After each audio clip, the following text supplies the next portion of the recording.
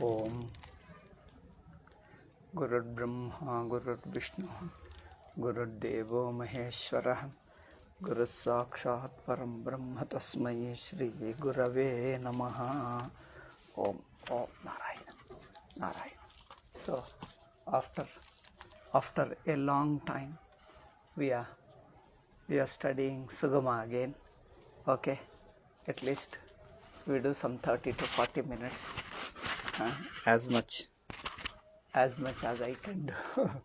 30 to 40 minutes.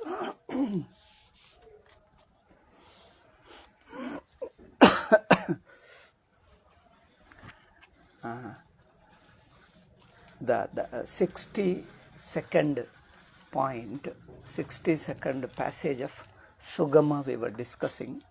The topic is Adhyasa Varnanasya Shastrena Sangati. So, talking of Adhyasa, in this context, is it related, is it relevant to Vedanta Shastra? It is Bhashyakara has incorporated this Adhyasa Bhashya as a preface, as an introduction to his Sutra Bhashya.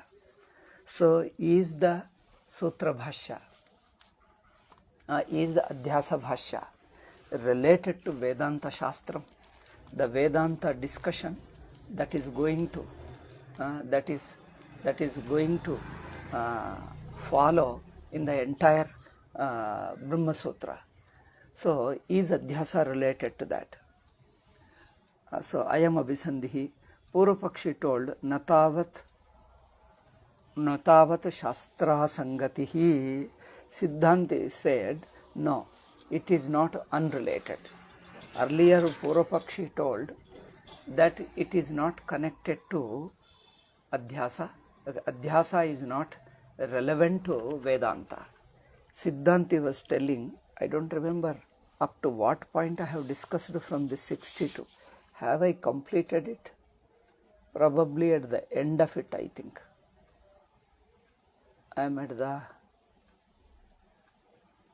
I think somewhere in the middle. I don't remember, so many days passed. Okay. Oh, I think I have gone ahead also.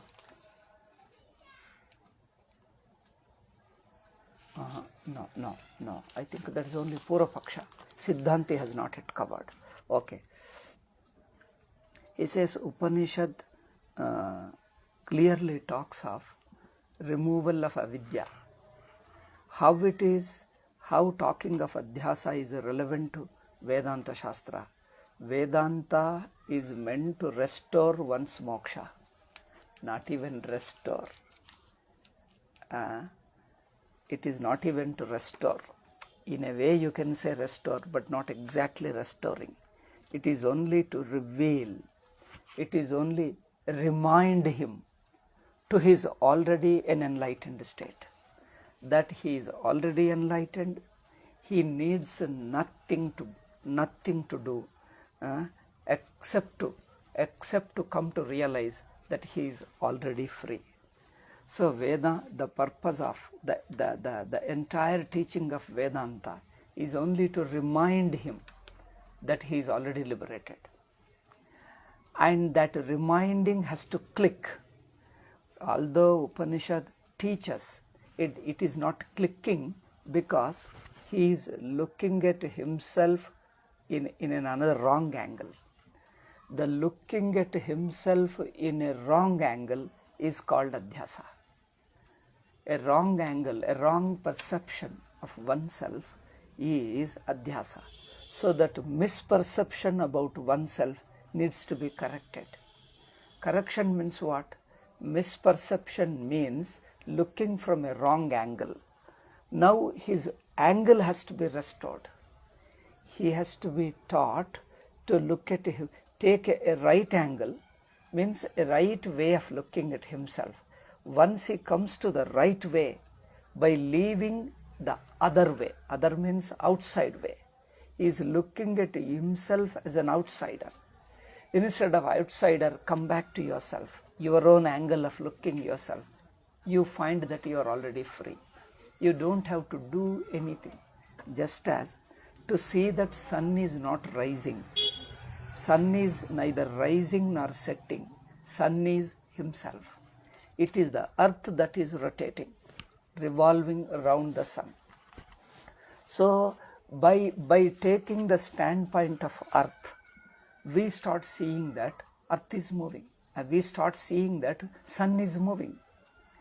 So this is a misperception that sun is moving and earth is stationary. Only you have to correct your angle of looking. Okay. When you correct your angle of looking, you come to the standpoint of the sun, then you see that it is the earth that is moving and not the sun. Nothing need to be changed. You don't have to change the sun. You don't have to change the earth. Earth remains earth, sun remains sun. Only your angle of looking gets corrected. Just similar to that, we only look at ourselves in a right angle and you get corrected. That's why Adhyasa, Bhashyakara, Shankaracharya presented avidya is not a substance. Avidya is not a substance, that it needs to be removed. There is no layer, there is no fog or smoke. There is no layer, fog, smoke or something which is obstructing Atman. There is nothing to obstruct. It is only a misperception, a wrong thought, a wrong thinking, that's all. You only remove the wrong thinking. Remove is again a word, English word, which implies that there is something really there and then you have to remove. It is only needs to be corrected, that's all. Angle of looking needs to be corrected. That means take a right way of looking. That's all it means. Therefore, Bhashyakara called it Adhyasa. Adhyasa means wrong perception, a misunderstanding. That's all. Therefore, Upanishads talk about avidya as the problem. Avidya, the Upanishads say avidya is the only obstruction for your liberation. Avidya means not knowing or misunderstanding. Your misunderstanding is the only obstruction, otherwise you are already liberated. This is what Upanishads are trying to present. So therefore, in these Upanishadic statements, Adhyasa is implied. If Adhyasa was not the problem, Upanishads would not take so much of strain to present only knowledge, right way of looking. If right way of looking were not enough, then something really has to be removed or moved or changed.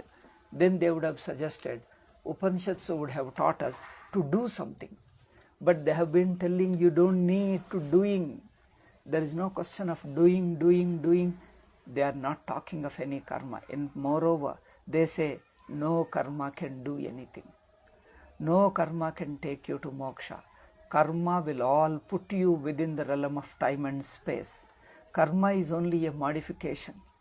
It only makes a change, but not correction. Okay.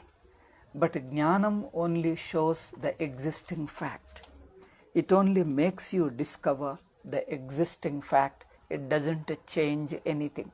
It doesn't bring any new thing nor remove the existing. Jnanam neither removes an existing thing nor brings about a new thing. Jnanam, see, this is very important. Neither it removes the existing thing nor it brings a new thing. Then what does it do? It just points out, it just reveals what is already there. In that revealing, if you did not know, if you thought that it is not, that misunderstanding gets corrected. This is all happens here. So, he has given a few quotations. One is the Kathopanishad. Kathopanishad Vakyam says, I think I remember now. This Kathopanishad Vakyam I have stated. I think these few, anyway, I'll just briefly touch since a long gap took place. So I just touch this. Duramete viparite vishuchi Avidyaya cha vidyeti jnata. This avidya and vidya, they are far removed from each other. They are opposite to each other and far removed. That's all he says. So avidya is far removed, in the sense far opposite, quite opposite to vidya. That's what it means. So vidya only corrects it. Tayoscha avidya shoka bhayadi karanatvat hatavya mumokshabhihi. Therefore, nachedaha vedit. He says right here, if you don't know, you incur a great loss. That means you miss moksha. If you don't know yourself as already liberated, you miss moksha. See, this missing moksha is not a real missing. A wrongly thinking that you are missing. See, it is not really missing. See, the expression, if you don't know yourself, that you are already liberated, you are already free, then you are missing a lot. What is that missing? You miss your freedom, which you already have. You miss, that means you think that you are missing your freedom, though you are free. Therefore, nachedi havedit mahati vinashtihi. Avidyaya mantare vartamana. Being in the ignorance, you think that you know many things and you need to do lot of work, you need to do lot of karmas and achieve something. People think that we need to do lot, we have to work hard to achieve something in order to become happy, in order to become free. People think that, oh, to become happy, see, happiness is what we want, freedom is what we want. For sake of freedom, you have to work, you have to make a lot of sacrifices, you have to get things, money and property and relationship, law, and so many things you have to do. Freedom is not free. You have to work hard. This is what people think. And this Upanishad says that it is all ignorance. If you think that you have to achieve many things to become free, if you think that you have to achieve many things in order to become free and happy, oh, you are under misunderstanding. Because you don't need to do anything. In these statements, by these statements, Upanishad implies that freedom is your very nature. You are nothing but freedom, nothing but happiness, and there is nothing other than happiness. There is nothing other than freedom. Nothing can take away your freedom. Nothing can take away your happiness. You are, this is what is your essential nature. What is your essential nature can never be missed, can never be lost. What is the essential nature of oneself can neither be missed, can be lost. It can't be lost. Then, but I think that I feel that I've been missing and losing. Okay, you think, I understand. That very thinking alone is a problem. There is a thought, there is a notion that I am not what I am. It's a very strange thing. I am not what I am. What is this then? You miss what you really are, and you imagine what you are not. This is called adhyasa. You miss what you really are. What I am really am is only free and happiness. What I am really is my freedom and happiness. This is what I am. But what I really am, I miss. I think that I miss. You see, the missing word can't be used directly. I think that I miss. It is only in thought you are missing, not actually you are missing. You are not actually missing. You think that you are missing. So there is only a wrong thinking that as if you are missing. Okay. Then you think that you have to do lot of things to achieve it. No, you don't have to do anything. Your wrong thinking that you are missing needs to be corrected. And then in this imagination, I miss what I am really am and imagine what I am not. Then what you are not is only imagination. You have not become that. You have not become karta, bhokta, jiva, samsari, subject to birth and death. That I am subject to birth and death is only imagination. You have not You are not really subjected to birth and death. See, this is a very interesting thing. You are not really subject to birth and death. You are not undergoing any birth and death. You are not undergoing any bondage. Helplessly you are subject to certain things. You feel that you are limited. You are limited. You are bound by body, mind and sense organ, time, place and conditions. There are many factors conditioning me. No, this is not true. You only think that you are under conditioning. See, the bondage is only in a thought. Bondage is only in your thinking. And only that thinking needs to be corrected. Then you are already free. The thinking is giving you trouble and thinking needs to be corrected. Then you discover that you are already free. Nobody could take away. And there is nothing other than you which can take away your freedom. So missing of the freedom is meaningless. It's not an actual event at all. It is not actuality, it is against experience. Yet mind thinks, that's all. The thinking needs to be corrected. Therefore, avidyayam antare vartamanaha swayam dhiraha panditam manyamana dandramyamana pariyanti moda andhenaiva niyamana yathanda. See how people think that we are really missing freedom. We really lack freedom and happiness. Then we have to work hard. The whole world thinks like that. The highest thinkers think that we have to work hard to become happy and free. He says, even the biggest thinker, the greatest thinker of the worldly way is also under ignorance. It is a strange ignorance. Upanishad has something to reveal. It is a great important fact to reveal, an important fact about you. What is it? It is that you are only wrongly thinking. You are already liberated. Therefore, athatasya bhayam bhavati tatveva bhayam vidusho amanvanasya. See, who thinks wrongly, there is a fear. See, that I am suffering, that I am fearing is also a misunderstanding. Okay, next. Soham bhagavo mantra videvas. Again in Chandogya Upanishad, Narada goes to Sanat Kumara and he says, I am a great scholar. I have studied lot of Shastras. I am a scholar of many, many works, yet I am suffering. I am mantra videvasmi, natu atmavit. I only know the Shastra. I am only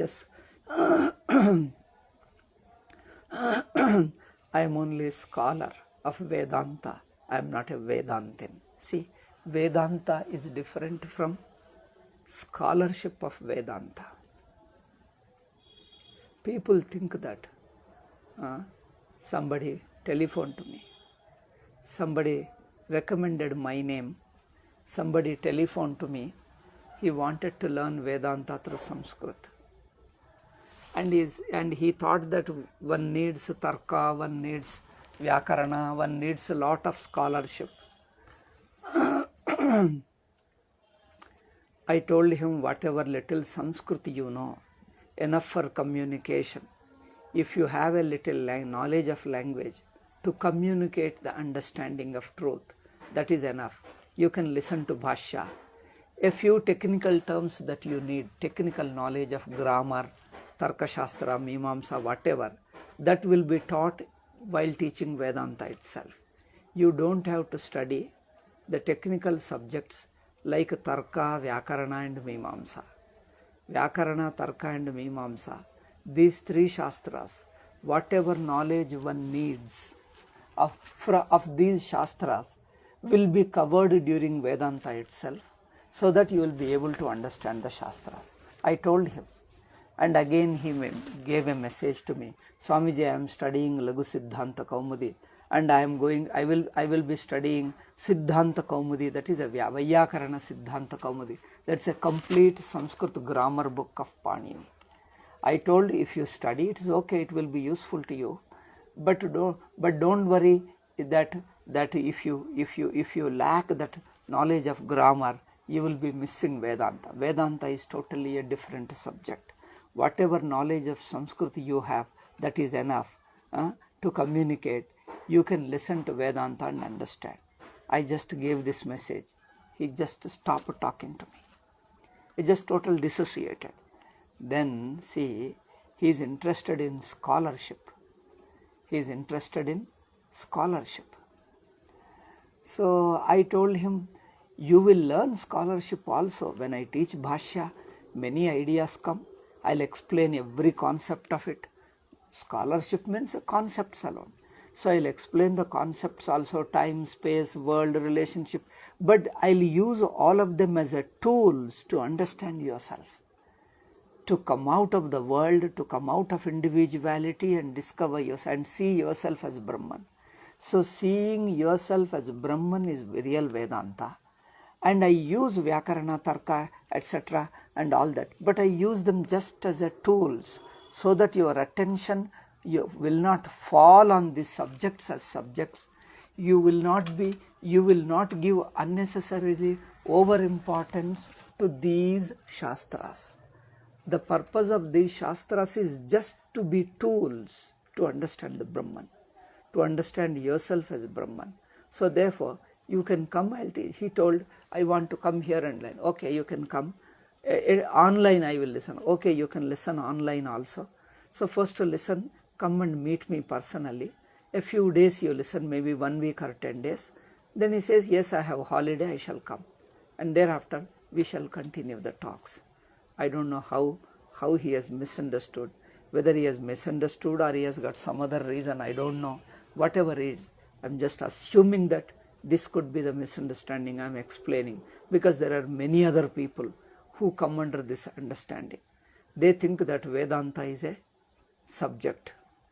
Vedanta is a book. Vedanta needs a lot of scholarship. I tell you, all these are unnecessary. Vedanta is not a book. Vedanta is not scholarship. You don't need to be a scholar. You need to be a sincere person. You need to be a sincere person open to facts. You should be ready to see the facts when it is pointed out. You should be a person who is not a wavering person. You should not be a person who gets carried away by the worldly pleasures and other worldly pleasures. There should be a maturity in terms of vairagyam. That means you should not be fond of pleasures, money, status and all that. They are all childish. So the money, status and pleasures, you should not be addicted to worldly pleasures, money and status, and then all those things. That the power, position, they are all useful in life. If you have money, you can use them for some purpose. To buy certain things, because body needs certain things, money, clothes and so many things you need, house and furniture and many things. Books and all, clothes you need, so you can buy them. Okay. So similarly, we need certain basic needs and you can buy them, money will be useful. If you have got a social status, you can communicate with people because people will listen to you if you have a status. So it is useful in the Vyavaharik sense, but it is not neither necessary nor it is a necessary factor in understanding the truth, because truth is totally independent. Truth means yourself. You are totally independent of money.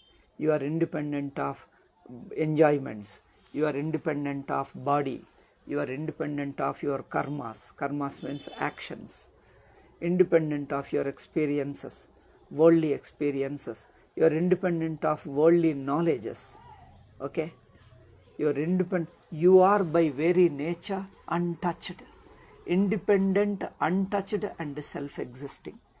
For the self-existing Atma, why do you need these unnecessary things? He missed it. He missed it. And he found that my way of teaching Vedanta is useless for him. I am unfit to teach Vedanta, he thought. He thought that I should be a good scholar of Sanskrit grammar. I told even I am not a big scholar of a big Sanskrit grammar. Okay, I know some grammar, enough for Vedanta, but I can't claim myself to be an expert on grammar. But I know sufficiently lot of grammar. Similarly, Tarka Shastra, I know enough to be able to help you to discover that you are Brahman and world doesn't exist apart from you. But he felt that I am unfit for Veda, I am unfit to teach Vedanta to him. Anyway, this is no surprising. This is what many people think of. People think many things about it. Anyway, it is up to him. So people think Vedanta is on one side. I offered him to teach him online Vedanta through Sanskrit, only on a condition that you come and stay here for a week or 10 days so that you can personally interact and you come to know your nature, what level you have, and accordingly I can readjust, I can tune up my teaching to you. Only just for rapport, because online, so those who have attended our classes in Bangalore and in Holy Narasimha directly for some time, there is already a rapport built. They can listen even from distance. Otherwise, those who are totally new people, they find very difficult. I see some people asking questions, irrelevant questions. So I didn't know how to answer because there was no rapport. I don't know the background of a person. How much he learnt and how much he understands, his maturity level, I don't know. Therefore, I could not answer, because every answer requires the person whom I am addressing, his state of mind, his maturity level I need to understand. Then only I can explain the answer. They say no. They just don't reveal what they are. They don't tell us what they are and how much their maturity level. They can't introduce themselves, how much mature they are, how much vairagyam they have. They can't introduce, because to be able to introduce yourself, how much vairagyam you have, how much maturity you have, to be able to introduce yourself, you should know how much is required. Even that you can't say. Therefore, you can't introduce yourself. You come and expose yourself. You come and present yourself. I shall evaluate myself how much mature you are. So that you can't evaluate yourself and ready-made give me. It is like you write exam and leave it. Teacher evaluates how clear is your knowledge of the subject. Okay, how clear is your understanding of the subject. You can't write answer book, or you can't evaluate yourself and allot marks and ready-made send the progress report to the teacher. See, this is what I evaluated myself. This is what I scored the marks. So you always evaluate high marks, because that's not the right way. So you can't evaluate yourself and claim that I am fit for Vedanta, I am ready for Vedanta. I told you can't do that. Therefore, you present your symptoms, your nature, your understanding. Whether it is a qualification or not, or how much you need it, in what angle you need it, the teacher decides it. Therefore, I expected that he would present, and I will do that. As I am presenting, he has already some conclusion, some view. He thought that he has to be a great expert in Sanskrit grammar. So he is more fond of grammar than Vedanta, I understood. He is more fond of grammar, more fond of Tarka than of Vedanta. Okay. You must have heard my talks, whether of Vishuddha Vedanta Paribhasha or whether of this Adhyasa Bhashya Sugama. You must have seen I am not presenting as a scholar, nor I am expecting you to be a scholar. I am just pointing out the self-existing truth. You only just turn your attention. Your mind is looking somewhere. You come out of that somewhere just to face yourself. You are already free. So this is what is Vedanta. So scholarship, we use Sanskrit grammar and then Tarka, but they use them as a simple tools, so that we don't overemphasize. See, this makes a lot of difference. All Vedantic gurus are not same. All Vedantic teachers are not same, because there is a difference between teacher to teacher. Difference in what? You mean scholarship? No. Scholarship also there is difference. from teacher to teacher, Vedantic teacher, there is difference in their scholarship. That's okay. But more than that scholarship, how you use the scholarship and present the Atma as independent of scholarship, independent of karma, independent of social status, independent of mind. It is just a self-existing fact. So how you use Vedantic scholarship to be able to help the listener, to be able to help the Jignasu Shishya to understand the truth. Okay? How you use the scholarship, there lies your Vedantic understanding. You may be a scholar, that is immaterial, or you may not be a big scholar, but whatever little you have, whether common sense or scholarship, how you use them. Do you use them as a simple tools to point out his truth, so that his mind's attention has to be shifted from the outside world to Atma? Do you teach only for this purpose, or you yourself are stuck with scholarship and you love whether Vyakarna Pandityam or Vedantic Pandityam, you love lot of Pandityam, then you are stuck. Pandityam itself is a big obstruction for Vedanta. What is Vedanta? Is Brahman. What is Brahman? It is self-existent. You are already Brahman. For self-existing Brahman, what do you need? Now you may use grammar, Upanishads, Vedanta, and they are all just tools, we use them. Okay. And this, if a person doesn't learn, he may be a scholar, but if he doesn't learn this Vedanta, which I am telling you, it depends on neither karma nor scholarship nor anything. It is directly yourself. And you are already free. If you don't discover this, then all your Vedanta becomes unnecessary, burdensome, huge scholarship, which is unnecessary obstruction to understand the truth. Okay. Unfortunately, people think that Vedanta is a book, Vedanta is a scholarship. It is not. Okay, have you ever heard? Vedanta is not scholarship, nor it is a Tarka Shastra. It is just Atma Shastra, Adhyatma Shastra. It is a Shastra that helps you to discover yourself without suffering, without doing anything. Okay, this is most important. You have to learn. So, a person who teaches Vedanta in this way looks like a non-Vedantin, unfit as a Vedantic teacher for some. Now I can't force you. If you think that is your what you say, sadhana, that is your understanding, then you are lost. Atma is dependent on nothing. Atma depends on nothing. That means remove everything and remain as Atma. This is what it is. Now there is no memorizing of these shlokas, these sentences. It is understanding the implication of the sentences, not memorizing. Okay. Nor gathering the concepts. These concepts are highly obstructing.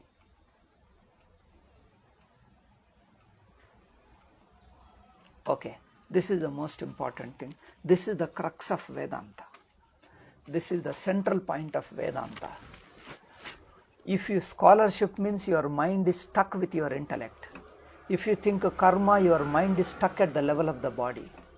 If you think that something else, emotionally thinking and thoughts and etc., you are stuck with sense organs, mind and body. Here Vedanta teaches, what really it teaches is no connection with body. You don't have to remove the body. You don't have to kill the body. You don't have to do anything with the body. Understand, you are not the body. That's all, you are already free. If body is there, let it be. It is not there, it doesn't matter. Body is or not, it is a material. Because when Atma is independent of the body, why worry about the body? If Atma is independent of sense organs, why worry about the sense organs? If Atma is independent of intellect and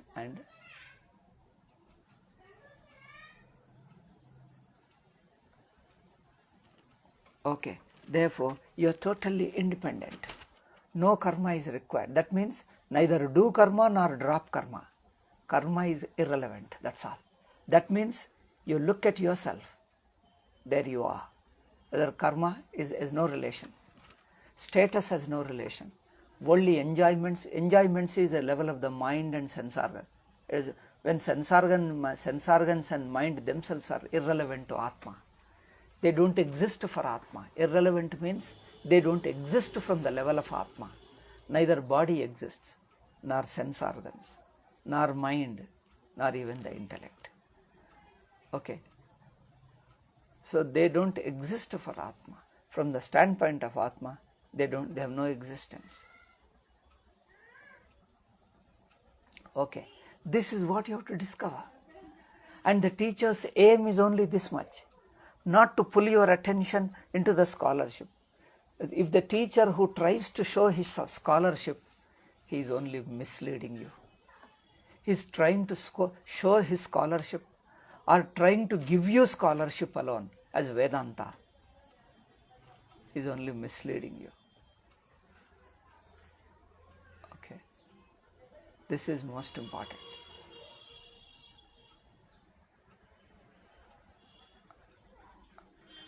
Okay, so this is the most important fact, and this is the only fact you have to learn in Vedanta, and people miss it.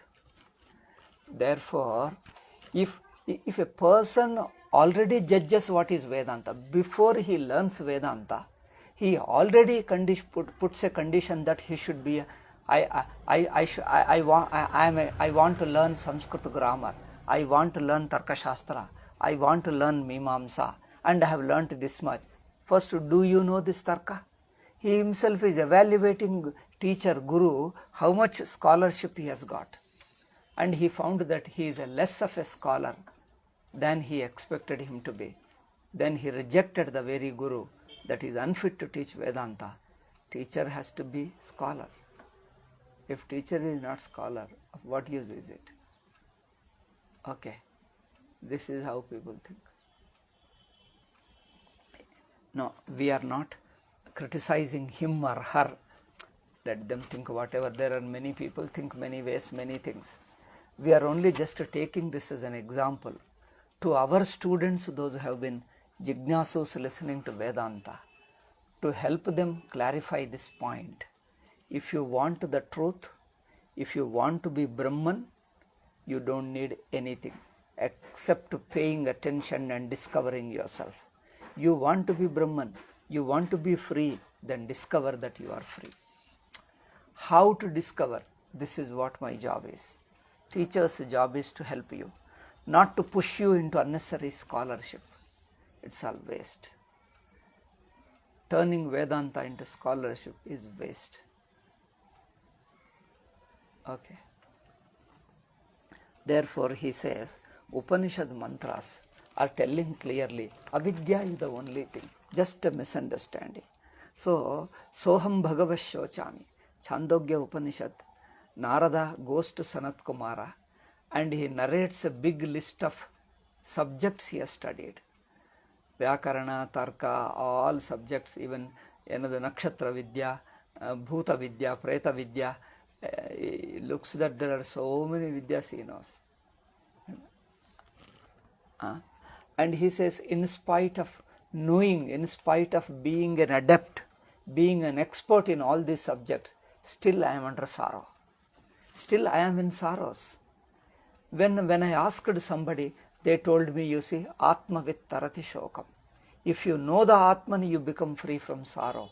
You become happiness and you become Ananda Swarupa.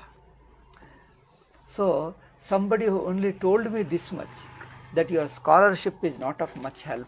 Scholarship you may use as a tool to understand the truth, but itself is not great. In understanding the truth, scholarship itself is useless. Okay.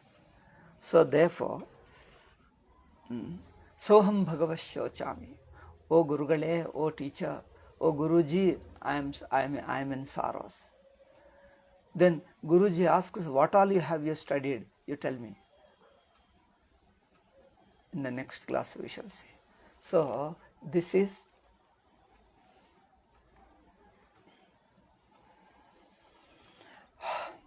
so Atmavit, I want to learn the Atma, not the Shastra. See, Shastra is a tool, that's all. If you are using a torchlight, the battery and the plastic or even metal, the switch and bulb and all that material, the light that comes out of it is all we want. The light that comes out of it is all that counts. Therefore, to be able to understand Vedanta, this is most important. Vairagyam is most important. Vairagyam from what? Vairagyam from everything other than Brahman. Vairagyam from what? Everything that covers up your Atma, everything that obstructs your Atma, you have to lose interest for it. Lose interest means don't get attached to them. Don't take them as something great. They are just useful. That's all it means. Okay.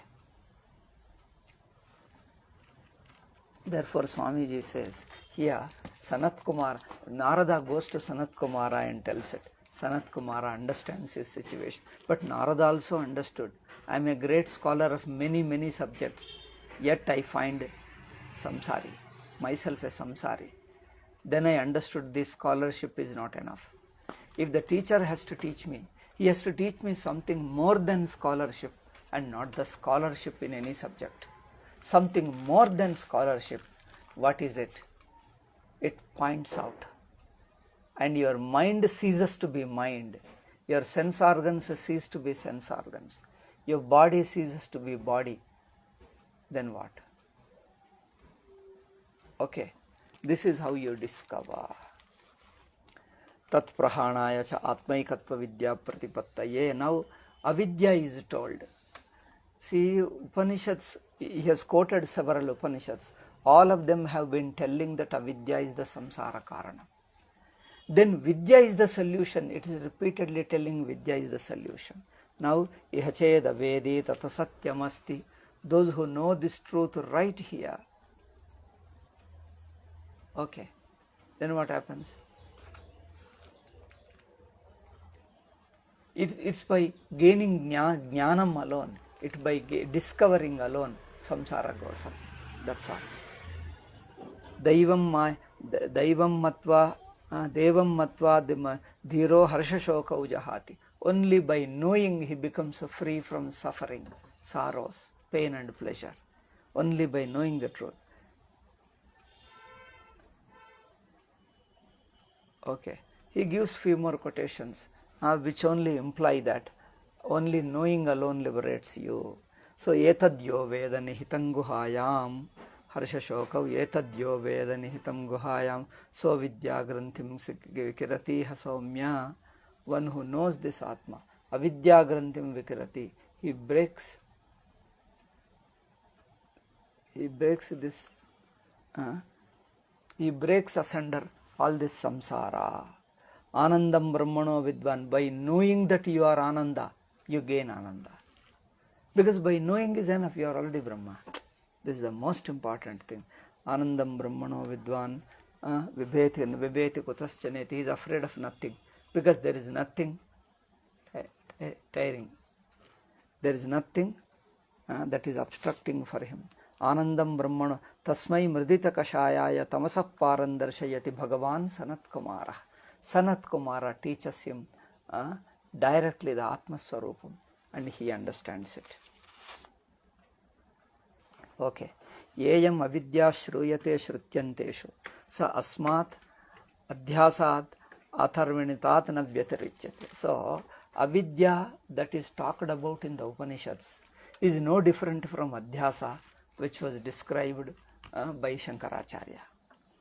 The adhyasa which Shankaracharya described is what found in the Upanishads and other Vedantic literature.